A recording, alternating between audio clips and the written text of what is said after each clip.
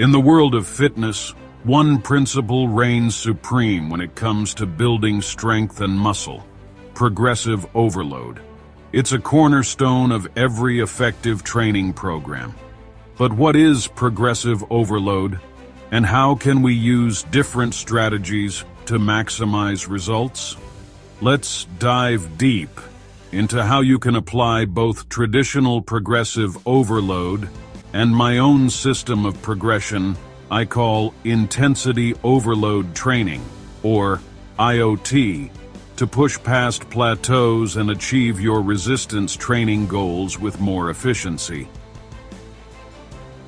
Progressive overload means consistently increasing the demand placed on your muscles. This forces them to respond by getting stronger and growing over time. Without progressive overload, you hit plateaus. Your body adapts to the stress, and without increased stimulus, progress stalls. Or worse, you regress. This principle is ancient. The story of Milos of Croton tells us how he carried a small calf daily until it grew into a full-sized bull. As the calf grew, Milos's strength grew with it. Today, modern fitness programs use various progressive overload techniques. There are many ways to progressively overload the muscles. The most common include 1. Adding weight. Each week, a small amount of weight is added to exercises. This increases tension on the muscles, forcing them to adapt to the new load. 2. Adding volume. This involves doing more work over time by increasing the number of sets or reps. As fitness improves, your body can handle more work, leading to continuous progress. But there's a third, lesser-known method of overload that focuses on something different: intensity. Intensity overload training, or IOT, shifts the focus. While adding weight and volume are important, IOT emphasizes maximal effort. In IOT, intensity is binary. You're either giving 100% effort and reaching complete muscular failure, or you're not. But what does muscular failure mean? It's the point where your muscles physically cannot complete another rep. When you hit this point, your body activates all available muscle fibers to try to finish the lift. This is where growth truly begins. IOT builds on this principle by progressively increasing time under intensity, or TUI, the amount of time your muscles are exposed to this maximum effort. Let's break it down. Imagine you're performing a chest press. You hit failure on the 10th rep. Which reps do you think provide the most stimulus for muscle growth? It's not reps 1 through 5. It's reps 9 and 10, when your body is forced to recruit every available muscle fiber to finish the set. This is time under intensity, the most critical period for muscle growth. Unfortunately, many people train at sub-maximal effort. They add weight and reps, but never push close to failure. As a result, they leave gains on the table.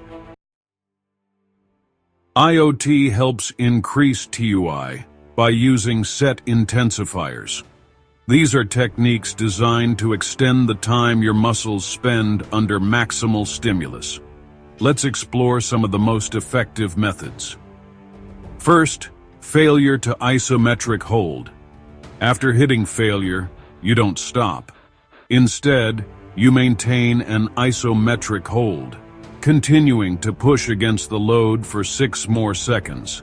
This creates an extra stimulus beyond regular failure, increasing time under intensity.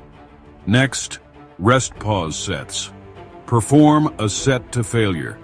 Take 5 deep breaths, then continue for more reps until you reach failure again. Rest pause sets allow multiple failure points within one set, maximizing intensity. Then, assisted reps or past failure sets. Here, a partner helps you lift the weight after failure, allowing you to continue with controlled negatives, further stimulating the muscle. Another method is drop sets. In drop sets, you reduce the weight after reaching failure and continue the set. This keeps the muscles under tension and intensity for an extended period. Lastly, grinder sets. This involves choosing a high rep target, such as 20 to 30 reps, but using a load that forces failure early on. You keep grinding through multiple failure points, maximizing TUI in one set. Here's a simplified example of how intensity overload training might be structured over a 12-week training block. Weeks 1 and 2.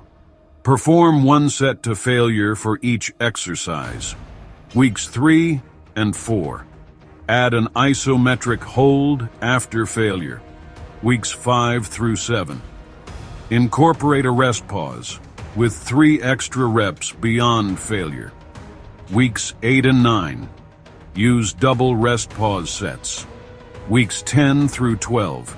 Add drop sets to extend the time under intensity.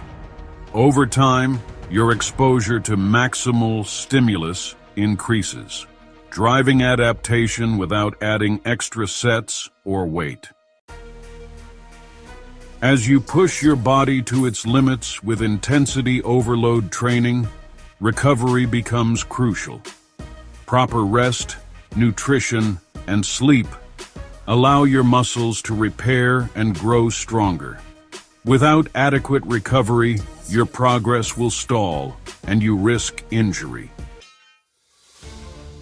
In the end, your muscles don't care how much weight is on the bar or how many sets you write in your logbook. What matters is the stimulus they experience, maximal tension and intensity. Whether you use traditional progressive overload or intensity overload training, the key is consistency, effort, and strategic progression. Ready to take your training to the next level? Apply these techniques and watch your strength and muscle gains skyrocket.